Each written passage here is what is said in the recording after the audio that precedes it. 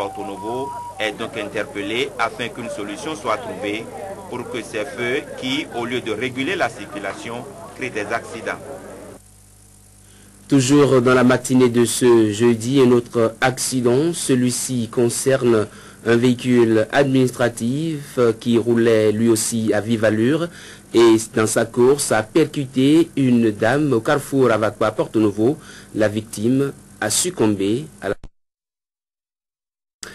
Deux représentants de la société civile pour un seul poste à la Commission électorale nationale autonome, le cadre national de concertation des organisations de la société civile a désigné Rigobert Tchacha, tandis que d'autres organisations opérant dans le domaine de la démocratie et de la gouvernance ont porté leur choix sur Jean-Baptiste Elias du FONAC. Dans ce reportage que nous vous invitons à suivre, les explications des différents protagonistes. C'est une guéguerre ouverte depuis peu entre Jean-Baptiste Elias et Rigobert Tchacha autour du seul siège de la société civile à la Commission électorale nationale autonome 2011 au Bénin. Selon les organisations de la société civile opérant sur la thématique de la bonne gouvernance et de la démocratie qui appuient et soutiennent Jean-Baptiste Elias, les tests des dernières dispositions électorales sont suffisamment clairs. Il ne doit pas avoir l'ombre d'un doute sur la crédibilité et surtout sur la légitimité de leur choix. La plupart des organisations qu'on connaît, de par leurs actions, de par leur prise de position sur les questions de gouvernance, c'est justement ces organisations-là qui se sont regroupées pour porter la candidature de M. Jean-Baptiste Elias. Un représentant qui maîtrise les rouages, qui maîtrise tout ce qu'il faut pour que lorsque l'opposition et la mouvance ne s'entendent pas, que cette personne soit l'éclaireur. De l'autre côté, Rigobert Tchacha, représentant du Conseil national du cadre de concertation de la société civile, serait peu représentatif du point de vue du camp Elias, qui trouve qu'au fond, il ne remplit pas les conditions et exigences de la législation en vigueur, quand bien même son choix a été fait par la plus grande représentation de la société civile. C'est quelqu'un qui est dans la société civile, ça fait de 20-25 ans. Du point de vue des élections, voilà quelqu'un qui a fait SEC, qui a fait CEA, qui a déjà fait CED. Donc qui s'y connaît. Ce choix peut menacer des intérêts, des stratégies, des scénarios. Bon, mais tout à fait normal que d'autres ne soient pas d'accord. À l'origine du clivage de la société civile, les questions d'intérêt et le reproche fait à la bande de Rigobert Tchacha d'être plus proche du gouvernement. Il y a une structure, il y a un cadre de concertation de la société civile et qui est une émanation du pouvoir. Ça, vous le savez. Si vous ne le savez pas, moi je vous le confirme. Il y a une autre société civile qui est indépendante. Ce n'est pas la veille d'une fête de fin d'année qu'on convoque rapidement une assemblée et on élit un bureau. Il y a un objectif derrière, effectivement. C'est ça que nous voyons aujourd'hui, c'est pour aller à la Sénat. Mais toutes ces organisations qui s'agitent, vous les retrouvez sur quel champ de développement? Autour de quelle thématique? On ne les retrouve pas. Et on ne souhaiterait pas engager de telles batailles. Ce n'est pas l'ordre du jour. Toutefois, la société civile reste divisée entre les camps Elias et Tchacha sous fond de crainte d'une politique d'exclusion dont on fait déjà montre les gouvernants d'après ces organisations du camp Elias. Si c'est la même chose qu'on veut faire, mais autant ne plus aller aux élections. Ceux qui divisent, c'est ceux qui pensent que les autres sont inutiles et ne peuvent pas représenter la société civile. C'est nous qui avons créé la Sénat, si je dois oser parler en ces termes. Parce qu'il n'y avait aucun document. Je ne peux pas dire aujourd'hui, parce que j'ai fait plusieurs Sénats également, ils sont obligés de me désigner. Nous ne sommes pas sur un ring. S'il y a des cadres qui ont été créés par le gouvernement suite au séminaire de recentrage et que les gens se permettent de dire qu'ils vont laisser leur domaine de définition, c'est-à-dire la microfinance, pour venir parler des questions de gouvernance, nous demanderons à la Cour constitutionnelle de juger. Face à ce bras de fer, le recours à la Cour constitutionnelle est inéluctable. Il s'agira de regarder les rapports d'activité des gens, les statuts et qu'est-ce que ces gens-là font. Est-ce qu'ils sont vraiment dans les domaines prévus par la loi? Parce que c'est très important de maîtriser le domaine dans lequel on veut intervenir. Le législateur aurait pu choisir de dire société civile en général. Si vous allez au Burkina Faso, par exemple, les autorités religieuses, etc. sont prévues. C'est la loi qui a dit ça comme ça. Ici, chez nous, le législateur voulait être précis en disant intervenant dans le secteur de la démocratie et de la bonne gouvernance depuis au moins 5 ans. Quel qu'en soit le verdict de la Cour, le seul vrai décideur, le peuple, en jugera au moment opportun, car comme le dirait l'autre... C'est pas parce que quelqu'un contrôle le Sénat qui gagne les élections.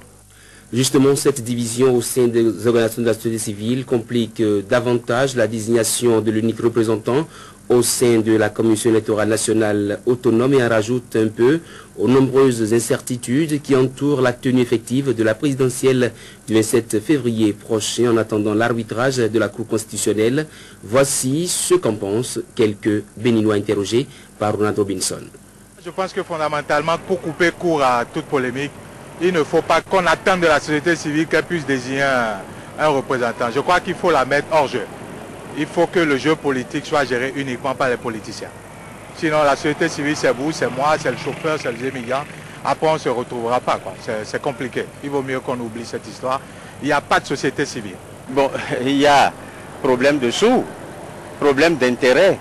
Donc, c'est pourquoi ils sont divisés. Sinon, s'il n'y a rien comme intérêt dedans, je pense que personne ne serait divisé dans ce pays.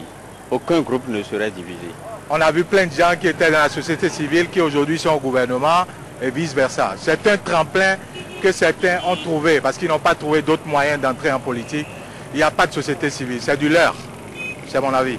On ne peut pas dire qu'on ne doit pas accorder de la crédibilité à cette société civile parce qu'elle a sa place au sein de la Sénat. Cependant, la question qui se pose plutôt, ce n'est pas la désignation de 2 membres, mais c'est d'abord le mode de désignation.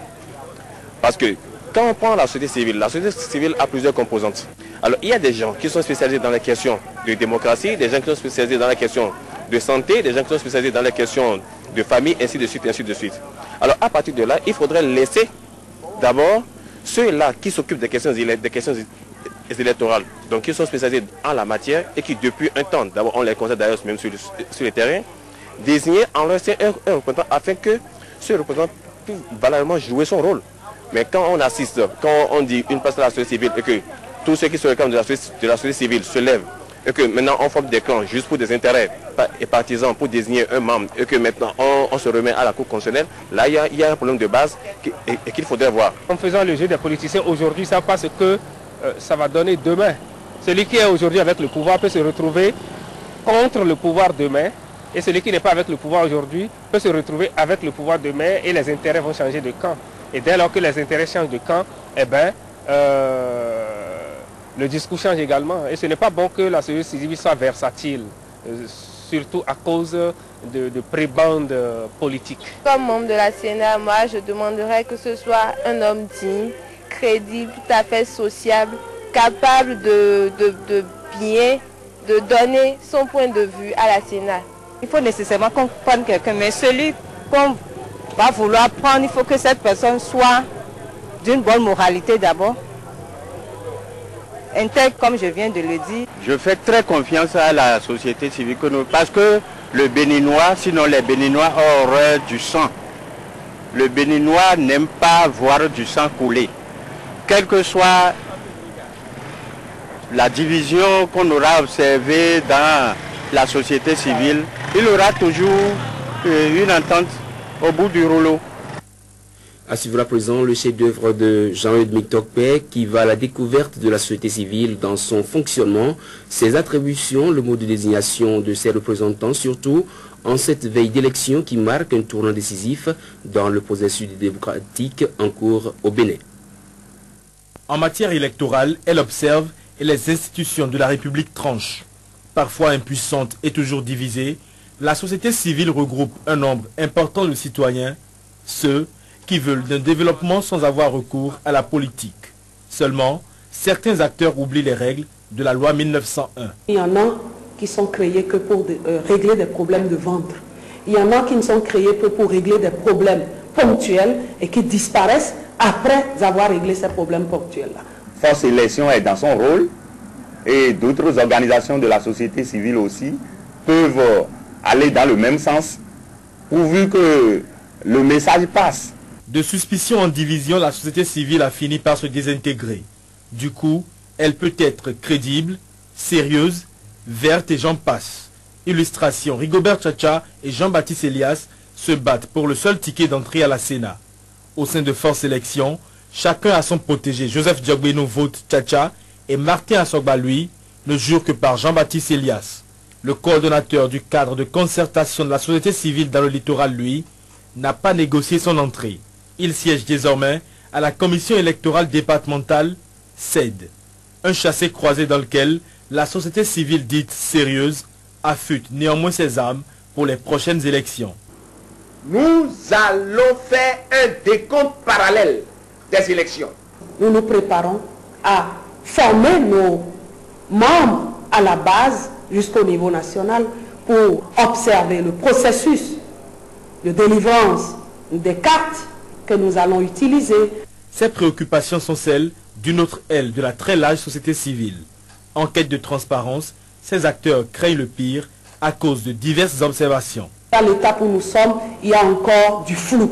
On nous dit que la liste sera prête le 15 février, alors que la campagne doit commencer 15 jours avant le 27 février. Ça signifie quoi? Ça signifie que la liste électorale ne sera pas encore prête pendant que les candidats sont déjà sur le terrain en train de faire campagne. Ce n'est pas normal. Martin Assogba va plus loin. Le 27 février, date du premier tour de la présidentielle, n'est qu'une ruse. Et ce n'est même pas encore très sûr que nous puissions aller aux élections, que le chef de l'État ait convoqué le corps électoral. Ce n'est pas la faute de la société civile, c'est la faute de nos dirigeants, à commencer par le président de la République. 2011 verra 12 pays africains aller aux urnes. Les pays où les élections ne sont que diversion et où les gagnants sont connus d'avance, les pays qui sont sujets à des violences légendaires et les nations matures où le jeu démocratique est respecté. De toutes les façons, la préparation médiocre de ces élections-ci au Bénin nous réserve déjà une place, mais pas forcément la meilleure, dans une des 3 catégories. Conférence de presse mercredi des membres du Front pour la défense de la démocratie. Ils se sont notamment prononcés sur la situation politique nationale actuelle entretenue par les préparatifs pour la tenue des prochaines élections. Les revendications et les grèves des travailleurs ont également alimenté les échanges qui ont eu lieu à la salle de conférence de la Bourse du Travail. Reportage de Roland Darefa. Face à la situation politique nationale actuelle, caractérisée par une morosité ambiante, les membres du Front de défense de la démocratie FDD sont montés au créneau pour tirer la sonnette d'alarme et éveiller l'attention de l'opinion publique pour ensemble dire non à ce qu'ils appellent la remise en cause des acquis démocratiques. Ici, entre hommes des médias et acteurs du FDD, plusieurs sujets ont été passés en revue. D'abord, la question préoccupante liée à l'organisation des prochaines joutes électorales avec ou non la LEPI.